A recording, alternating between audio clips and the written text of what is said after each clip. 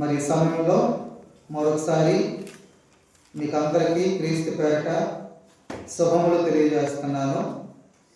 ఇక్కడ ఇర్మియా గ్రంథంలో మనము మొదటి అధ్యాయంలో 4 నుండి 10 వచనాల గురించి మనము చదువుకోవడం జరిగింది. ఇందులో విలాప ప్రవక్త అయినటువంటి ఇర్మియా గారు, ఇర్మియా చరిత్రను మనము ఇర్మియా గ్రంథంలో 52 అధ్యాయాల్లో మనకి అతడు ఒక పెద్ద ప్రవక్తగా, అతడు విలపించే ప్రవక్తగా, అంటే విలాపం చేసే ప్రవక్తగా, కష్టాలు అనుభవించే ప్రవక్తగా, ఎన్నో శ్రమలు, ఎన్నో బాధలు, ఎన్నో హింసలు, ఎన్నో దెబ్బలు, ఎన్నో సంఖ్యలతో బంధింపబడి బాధ అనుభవించినటువంటి ప్రవక్త, పెద్ద ప్రవక్త ఇర్మియా. ఇతని గురించి మనము ఆలోచించగలిగినట్లయితే 1వ అధ్యాయం 1వ వచనంలో బెన్యామీను దేశమందలి అనాతోతులో కాపురమున్న యాజకులలో ఒకడై హిల్కియా కుమారుడైన ఇర్మియా వాక్యములు. ఇతడు బెన్యామీను దేశంలో అనాతోతు అనేటువంటి ప్రాంతంలో కాపురం ఉన్న వ్యక్తి ఇర్మియా గారు. తన తండ్రి పేరు హిల్కియా, హిల్కియా. ఇతడు యవనస్తుడిగా సుమారుగా 20 సంవత్సరాల వయస్సుకుడు. ఎన్ని సంవత్సరాలండి? 20 సంవత్సరాలు, అనగా యవన ప్రాయంలో, యవన కాలంలో అతన్ని దేవుడు ప్రతిష్ఠించాడు. దేవుని పని కొరకు, దేవుని మాటలు చెప్పడానికి, దేవుని పరిచర్య కొరకు.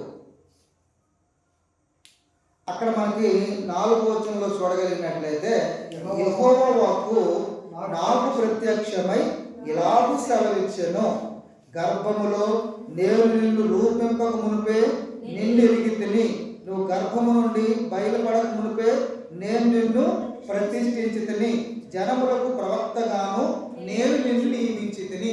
దేవుని వాక్కు ఇర్మియా దగ్గరికి వచ్చింది. ఇర్మియాతో మాట్లాడుతున్నాడు దేవుడు.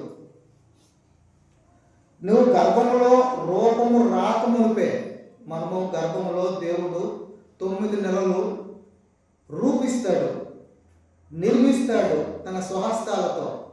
నిర్మించక మునిపే, రూపం రాక మునిపే నిన్ను నేను ఎరిగితిని. అంటే దేవుడు మనల్ని ఎప్పుడు జ్ఞాపకం చేసుకుంటున్నాడు? మనము గర్భములో రూపము రాక మునిపే, తల్లి గర్భములను బయటకు రాక మునిపే ఆయన మనల్ని ఎరిగినవాడు. మనల్ని ఎవరో ఏదో ఈ భూమి మీద మనకు మేలు చేస్తే, మనం జ్ఞాపకం చేసుకుంటే, మన అవసరాలు అక్కడ తీరిస్తే వారిని మర్చిపోలేము. దేవుడు మనము ఈ భూమి మీదకి రాకమునిపే, ఇంకా రూపం రాకమునిపే మనల్ని ఎరిగాడు, మన మీద దృష్టి పెట్టాడు. అంటే మనమంటే దేవుడికి ఎంత ఇష్టం. ఇర్మియా గురించి కూడా ఆయన చెబుతున్నాడు, నేను నిన్ను ప్రతిష్ఠించాను, జనములకు ప్రవక్తగా నియమించాను.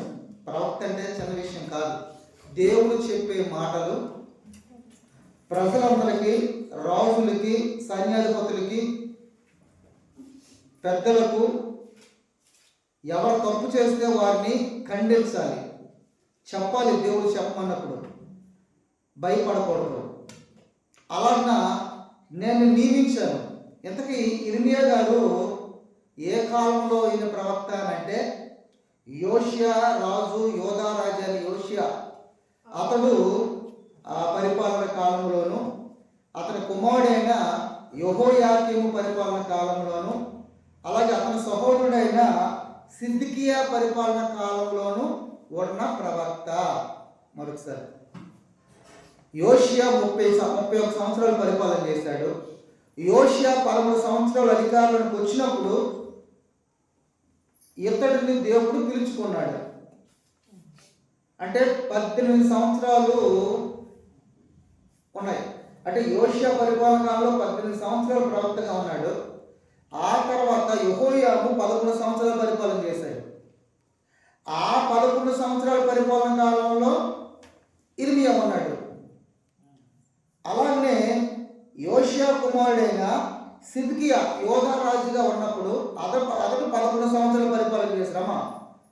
అతడు 11 సంవత్సరాలు పరిపాలన చేశాడు. అతని పరిపాలన కాలంలో కూడా ఇర్మియా ఉన్నాడు.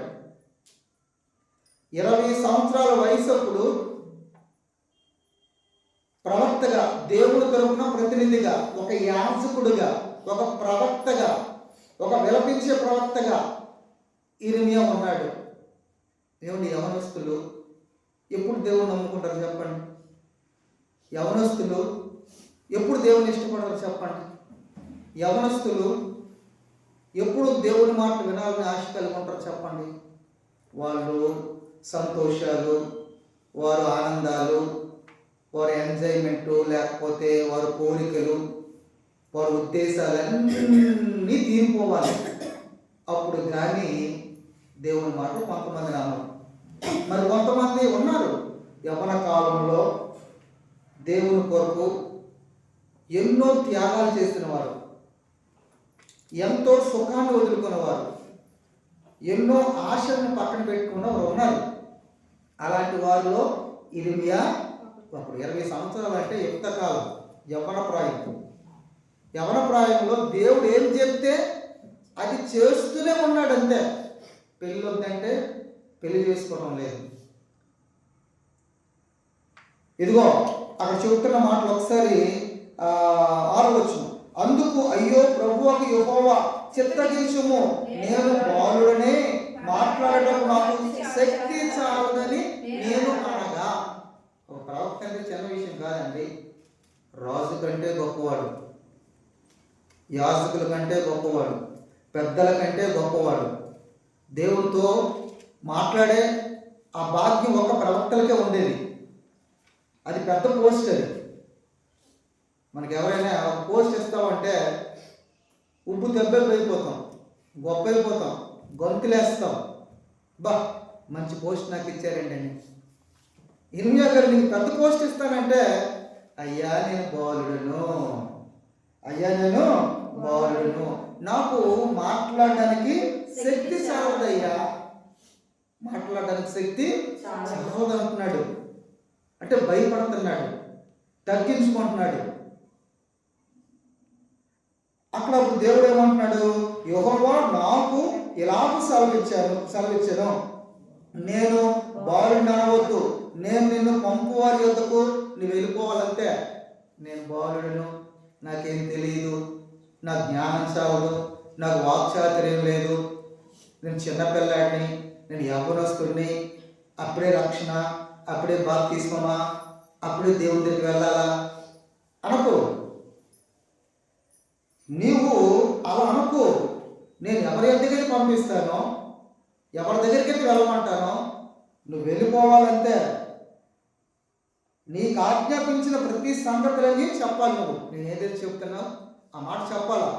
ఎంత రాజైనా, ఎంత దుర్మార్గుడైనా, ఎంత దుండుగుడైనా నేను చెప్పింది చెప్పాలంతే.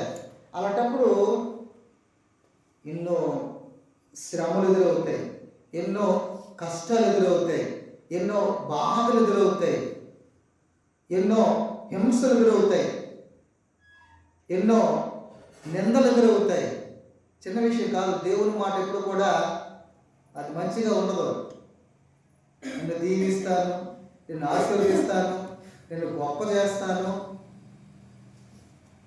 అలాంటి మాటలు మనం పెట్టుకుని ఈరోజు దేవుడు నోట నుండి కీడును మేలును రెండును బయలువెడలను.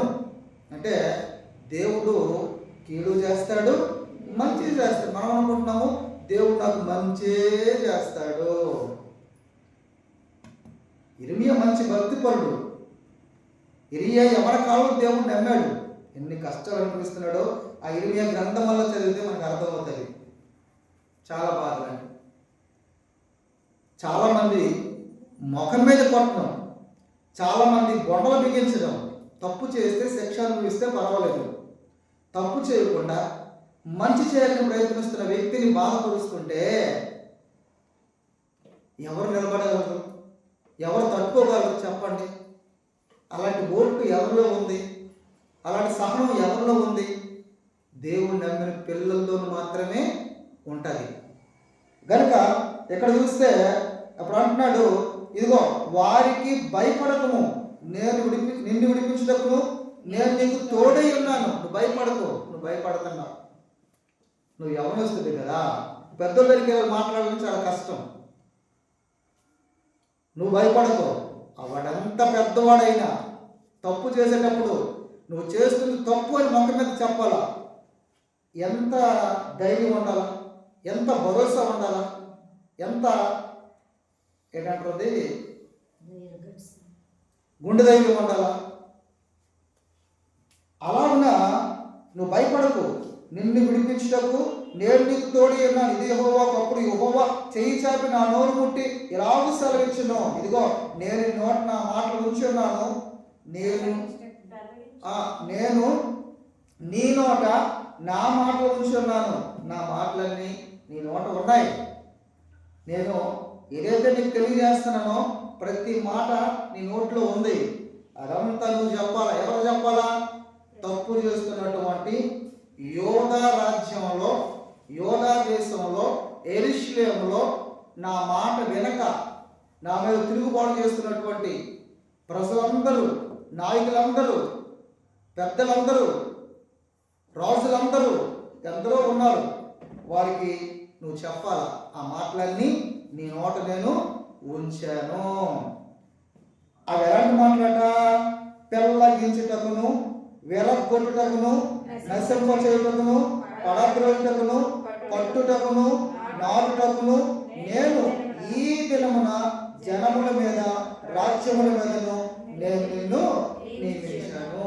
ఇక్కడ 6 రకాలు కనబడుతున్నాయి. మొదటి రకం ఏంటంటే, 4 రకాలు ఏంటంటే పెళ్ళగించాలి, విరగొట్టాలి, నశింపచేయాలి, పడద్రోయాలి. అంటే ఇది ఈ 4 ఒకే విధమైనవి. మనం ఏం చేస్తామంటే, రైతు పండించాడు అనుకోండి పంట బాగా పండాలంటే మొదట దున్నాల, మొదట అలాగనే వాటిని బయటకు తీసి పారేయాల. గడ్డి, గాబు వాటిని బయటకు తీసేయాలి, పెళ్ళగించేయాల. అలాగే విరగొట్టాలి, ఇంకా గట్టిగా దాన్ని కొట్టాలా, తీసి పారేయాల. అలాగనే అది పూర్తిగా నశింపచేయాలి. ఇప్పుడు వచ్చాయి కొన్ని ఏమండి మందులు వచ్చాయి, కొన్ని మందులు గడ్డి మందని, కొన్ని మందులు వచ్చాయి. వాటిని కొడితే అవి మొత్తం పాడైపోతాయి, అవి బయటకు తీసేయాల. అలాగనే పడద్రోసేయాల. ఎంతటి చెట్టు అయినా, ఎంతటి చెడిపోయిందైనా దాన్ని తోసేయాల. అంటే దీని అర్థం ఏంటంటే, నీవేం చేయాలంటే పెళ్ళగించాలా, విరగొట్టాలా, నశింపు చేయుటకును, పడద్రోయుటకును మొదట మొత్తం క్లీన్ చేసేయాలంతే. ఏంటది ఇంతకీ? యోధా రాజ్యంలో, యెరూషలేములో పాడైపోతున్న జనాంగం ఉంది, తిరుగుబాటు చేస్తున్న జనాంగం ఉంది. దేవుడు చెప్పే మాటలు వినవారు ఉన్నారు, బోల్డ్ మంది. పెళ్ళగించేవారు ఉన్నారు, విరగొట్టేవారు ఉన్నారు. వారందరిని విరగొట్టాలా, పెళ్ళగించాలా, వాటన్నిటినీ నశింప చేయాలా, పడద్రోసేయాలా. చిన్న విషయం ఏంటంటే, ఎంత కష్టపడాలంటే చాలా కష్టపడాలి, చాలా ప్రయాసపడాలి. రైతు ఒక పంట చేతికి రావడానికి ఎన్నో నెలలు కష్టపడతాడు, 4 నెలలు కష్టపడతాడు. ఆ పంట, వరి పంట, ఆ 4 నెలలు ఆహారస్తారా, దాన్ని పండిస్తే కానీ చేతికి పంట రాదు. అలాగే దేవుని కూడా పంట రావాలి, మనం ఫలించాలి. దేవుని కొరకు మనం ఫలించాలంటే యేసు ప్రభువు గారు మాట చెప్పారు. ఆయన విత్తనాల గురించి ఒక ఉపమానం చెప్పారు. ఆయన ఏ ఉపమానం అండి? విత్తనాల గురించి ఉపమానం చెప్పారు. ఆయన ఇదిగో విత్తనాలు విత్తేవాడు విత్తుటకు వెళ్ళాను.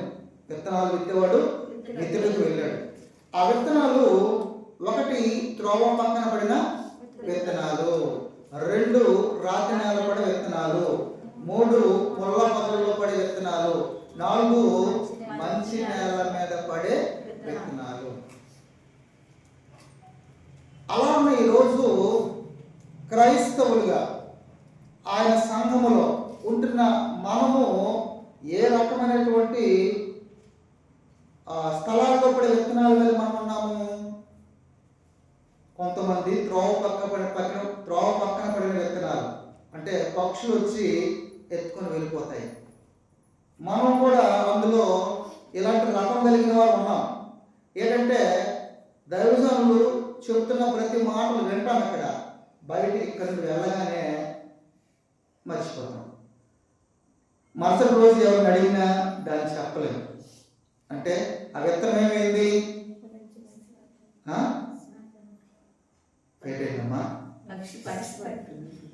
పక్షులు వచ్చి ఎత్తుకుని వెళ్ళిపోయి, అంటే సాతాను వచ్చి మాలో ఎత్తుకొని వెళ్ళిపోతున్నాయి. త్రోవ పక్కన పడిన విత్తనాలు అవి, అంటే ఫలింపండు అవి. మనం కూడా ఎన్ని సంవత్సరాలైనా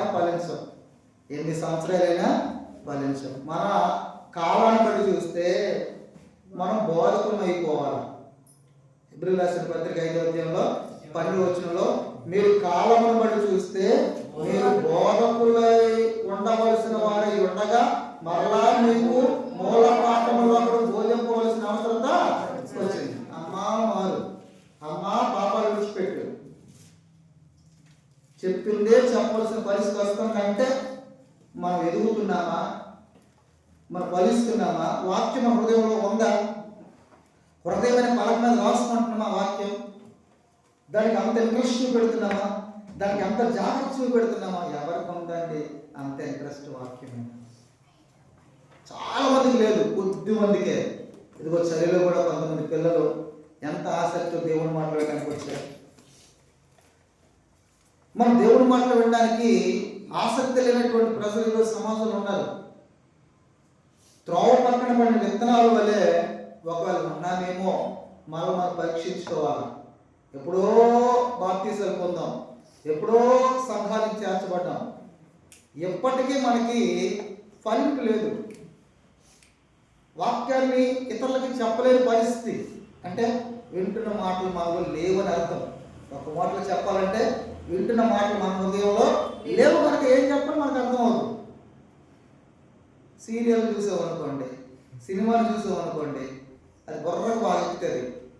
ఎందుకంటే అలాంటి మనస్తత్వాలు మనలో ఉన్నప్పుడు, దాని మీదే మమకారం చూపెట్టినప్పుడు, దాన్నే ఇష్టపూర్వకంగా దాన్ని మనం స్వీకరించినప్పుడు, పక్కింటమ్మ ఏంటంటుంది రీఛార్జ్ అయిపోయింది అనుకో, పక్కింటమ్మ స్నేహితులు అడుగుతుంది, రాత్రి వచ్చిన సీరియల్లో మేము మా ఇంటికి టీవీ ఆగిపోయింది, మేము కట్టలేదు. ఏంటమ్మంటే అవలేలుగా అక్కడ జరిగిన ప్రతి సన్నివేశాలన్నీ కూడా అమ్మగారు చెప్పేస్తారు. అది మాత్రం బాగా ఫలిస్తుంది మనకి. కానీ దేవుని మాటలు ఎంతగా దేవుని వద్దకి వచ్చి విన్నే అవి సాతాను ఎత్తుకెళ్ళిపోతున్నాడు.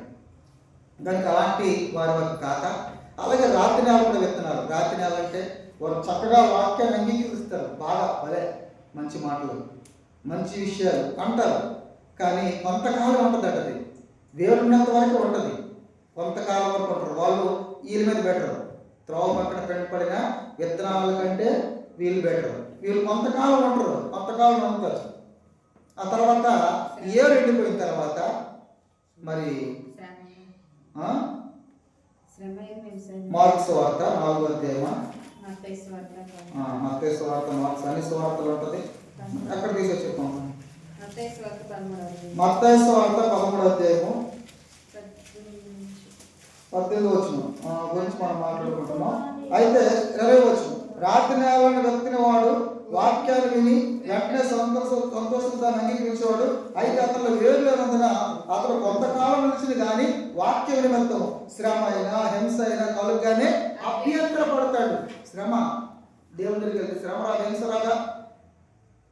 ఇర్మియాకి శ్రమ వచ్చింది, హింస వచ్చింది, ఎదురుదెబ్బలు వచ్చాయి, బాధలు వచ్చాయి, కష్టాలు వచ్చాయి.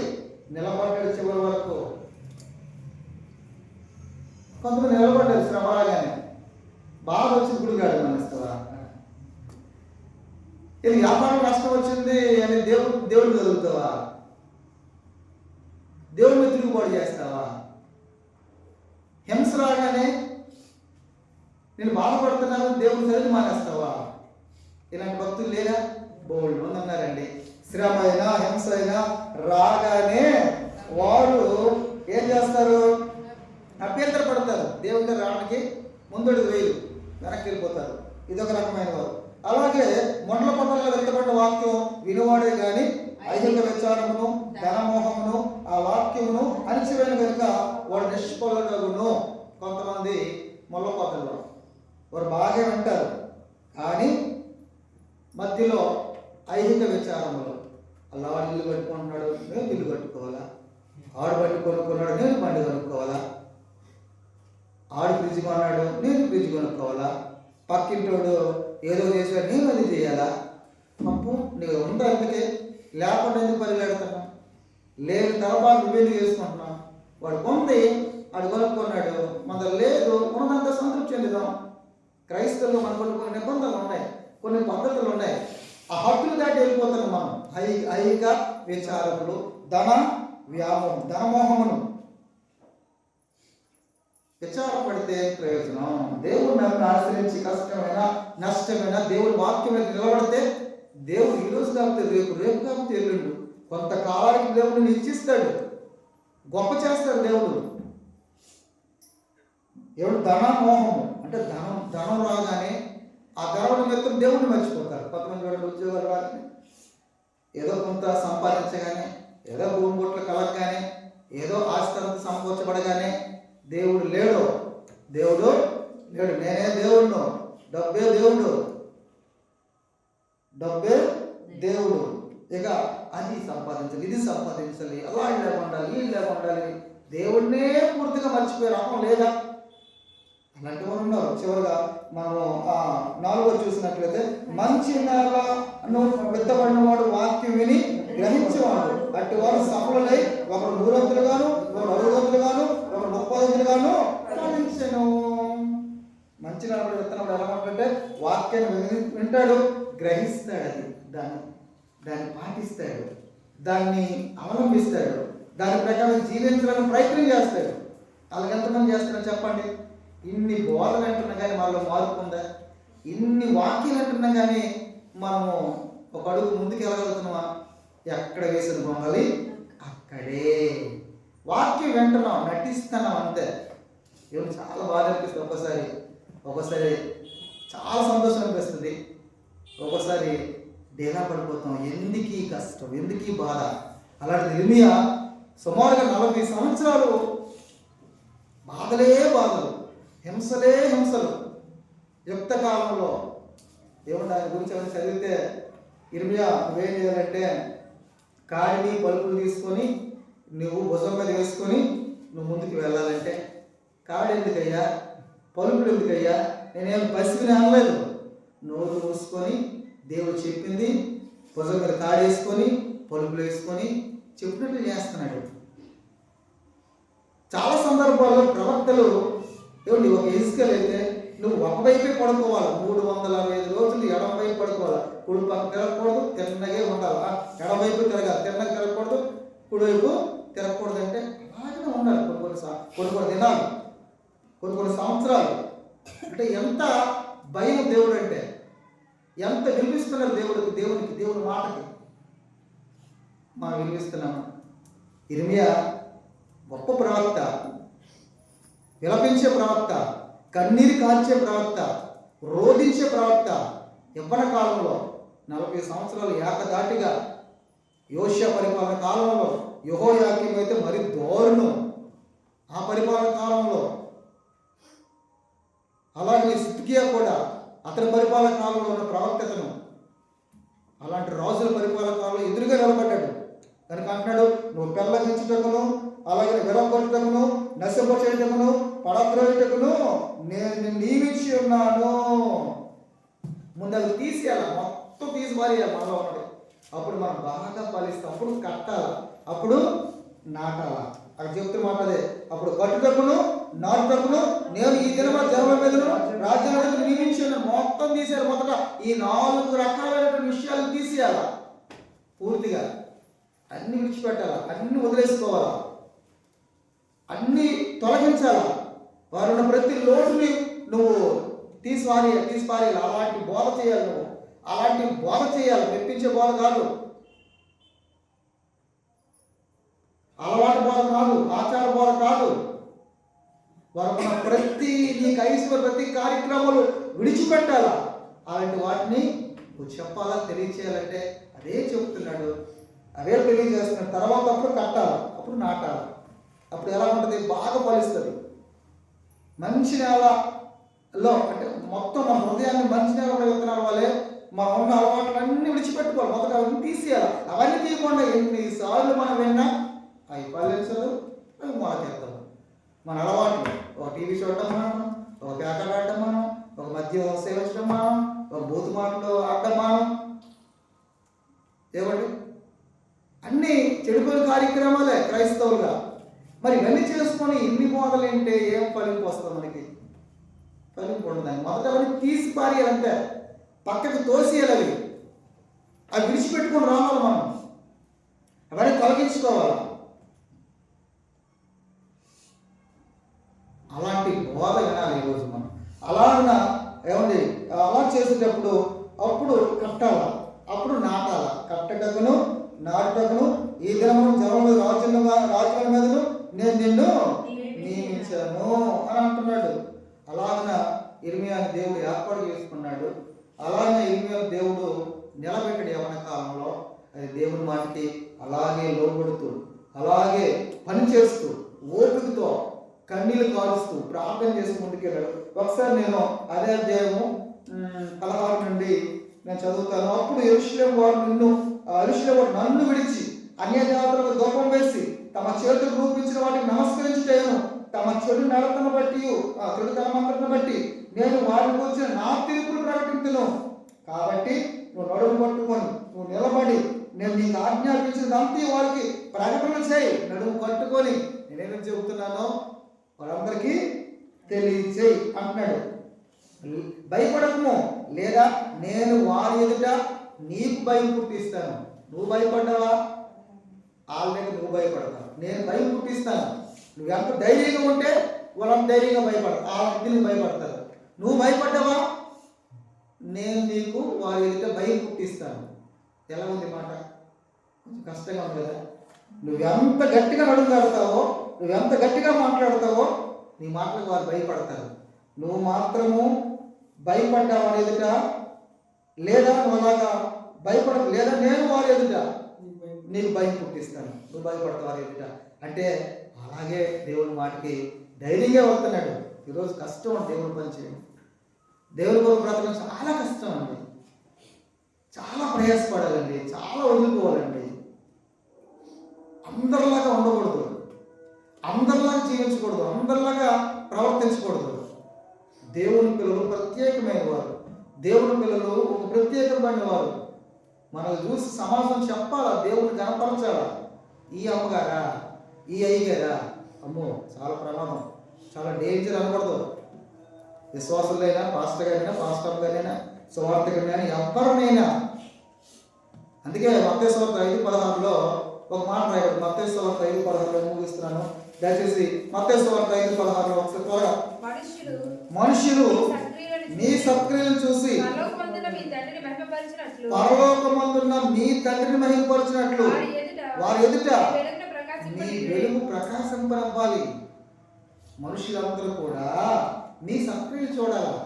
మనం ఎన్నిసార్లు దేవుని దగ్గరికి వెళ్తున్నాం, ఒక మంచి సత్క్రియ చేయట్లే, దేవుడు చెప్పిన పని చేయట్లే, సువార్త చేయట, no no no no no, ఇతరులను ప్రేమించేటే no no no no no no. సత్క్రియలు అంటే దేవుడు ఎన్నో చెప్పాడు సత్క్రియలు. ఆకలితో మనకు ఆహారం పెట్టు, బట్టలు అవకాశం ఉంటే కలిగితే. ఇలాంటి సత్క్రియలు క్రైస్తవులు చేస్తున్నారు, ప్రపంచంలో చాలా మంది చేస్తున్నారండి. అప్పుడు సమాజం ఏముంటుంది? మనుషులు మీ సత్క్రియలు చూసి పరలోకమందున్న మీ తండ్రిని మహిమపరచరు. వారు క్రైస్తవులు, వారి దేవుడు ఎంత గొప్పవాడు, ఎంత ప్రేమ వాళ్ళకు ఉంది, ఎంత త్యాగం వాళ్ళకు ఉంది. అది క్రైస్తవుల దేవుడు అంటే. అని దేవుడిని మహిమపరుస్తున్నారు మన కీళ్ళు బట్టి. అలా చేయాలి. మనం నేను ప్లాన్ చేస్తున్నామా, సిద్ధపడుతున్నామా, నన్ను కడుతున్నామా? నాకెందుకంటే బాధ, నా పని, నా కుటుంబం, నా భార్య, నా పిల్లలు, నా ఉద్యోగం, నా భూమి, నా ఆస్తి, నా ఇల్లు, నా వాకిలి, ఇదే కదా ఈరోజు సమాజం జరుగుతుంది. ఇది కాదు. ముందు దేవుడు, తర్వాత నీ పని, నీ ఇల్లు, నీ పిల్లలు, నీ భార్య, నీ వాకిలి, నీ భూమి, నీ పుట్ట, నీ కార్యక్రమాలు అని ఆలోచించేవారు ఎవరు ఉన్నారండి? మొదటి స్థానం ఎవరికి ఇస్తున్నారు? మీరు దేవుడికి ఇస్తున్నారా? నీకు ఇస్తున్నారా? నీ పిల్లలకి ఇస్తున్నారా? నీ భార్యకి ఇస్తున్నావా? నీ భర్తకి ఇస్తున్నావా? నీ ఇంటికి ఇస్తున్నావా? ఇల్లు వదిలి రావడానికి చాలా ఇష్టపడరండి. ఒక ప్రార్థన ఇల్లు నుంచి రాదు. ఎంత బద్ధకం అండి మనుషులకి. దేవుడు అంటే భయం ఉందా? భయం లేదు. ఇటు ఏమాత్రం దేవుడి దగ్గర ఇల్లు వదిలి రాలేవా? ఇటు అంత భక్తి పడడం అంటే అంత భక్తి నీలో. ఇది భక్త్యా? ఇది ఒక రకమైన భక్త్యా? దీన్ని భక్తి ఎవడని అంటాడు అసలు? దీన్ని ఎవడ భక్తి అంటారు? భక్తి అంటే ఇది. ఇర్మియా పిల్లలందరికీ వెళ్తున్నాడు, చేయమని పని చేస్తున్నాడు. పిల్లడించుటకు, విరగొట్టుటకు, నశింపజేయుటకు నేను నిన్ను ఏర్పాటు చేసుకున్నాను అని చెబుతున్నాడు. కనుక ఒకసారి 18వ వచనంకి వచ్చినట్లయితే, యోధరాజుల యొద్దకు కానీ, ప్రధాన యొద్దకు కానీ, యాజకుల యొద్దకు కానీ, దేశ నివాసుల యొద్దకు కానీ, ఈ దేశం అంతట్లో నీవు ఎక్కడికి పోయిన మొత్తం దేశమంతలో తిరగాల. ఎక్కడ తిరగాల? దేశమంతా తిరగాల. మన భక్తి సుఖమైన భక్తి. సుఖంగా పర్లోకానికి వెళ్ళిపోవాలి. నువ్వే వెళ్తా, మనం వెళ్తాం సుఖంగా. అయితే సుఖంగా ఉంటే పర్లోకి వెళ్తామా? యేసుప్రభు సుఖంగా ఉన్నాడా? అపోస్తులు సుఖంగా ఉన్నారా? ఎంత కష్టపడ్డారు, ఎంత ప్రయాసపడ్డారు వాళ్ళు, ఎన్ని హింసలు అనిపించారు. పౌలులు ఏమన్నారు? శిష్యుల మనసులు దూరపరిచి మనం అనేక శ్రమల గురించి పరలోక రాజ్యంలో ప్రవేశించాలి. ఏంటి శ్రమ? క్రైస్తవులకి శ్రమ ఉంది. నీకు ఒక అర్ధగంట కూకోవడానికి ఇటు వంట అయిపోతే వేసిపోతుంటావు, పారిపోతుంటావు, ఊగులాడుతుంటావు దేవుని దగ్గర. అంటే నీకు అర్థం కాలేదా? అర్థం కాలేదు. వాళ్ళ ఫోటో వస్తున్నాం, దానికే కష్టపడుతుంటాం. దానివల్ల ఆబ్సెంట్లు. మన భక్తి ఎటువంటిది? సుఖమైన భక్తమా? సుఖమైన భక్తి. సుఖం ఉన్న పర్లోకానికి ఎలా వెళ్ళిపోతాడు? కష్టపడేవాడికే ప్రతిఫలం. అంటే నేను ఎందుకు ఇన్ని మాటలు చెప్తున్నానంటే, ఈరోజు సమాజంలో ఇలాంటి పరిస్థితులు దేశమంతా, దేశ నివాసుల యొద్దకు, ప్రధాన యొద్దకు, యాజకుల యొద్దకు, ఈ దేశమంతా నువ్వు ఎక్కడికి పోయినా ప్రాకారముల పట్టణం గాను, ఇనుప స్తంభము గాను, ఇత్తడి గోడలు గాను నీవు ఉన్నట్లు ఈ దినమున నేను నిన్ను నియమించాను. ఎలాగండి? ప్రాకారం గల గోడలు. గోడలు ఏమంటుంది? ప్రాకారం గల గోడలు శత్రువుని కాపాడుతుంది. నువ్వు అలాంటి గోడగా ఉంటావు, ఇనుప స్తంభంగా ఉంటావు, ఇత్తడి స్తంభంగా ఉంటావు, ఇత్తడి గోడలుగా ఉంటావు. అలాగే నేను నిన్ను నియమించాను. వాడు నీతో యుద్ధం చేతులు కానీ నిన్ను విడిపించుటకు నేను నీకు తోడయుండును. వాడు నీపై విజయం పొందజాలరు. వారందరూ ఒకటైపోయినా, వారందరూ బలవంతులైనా, వారందరూ గొప్పవారైనా నీ మీద విజయం వారికి వరించదు.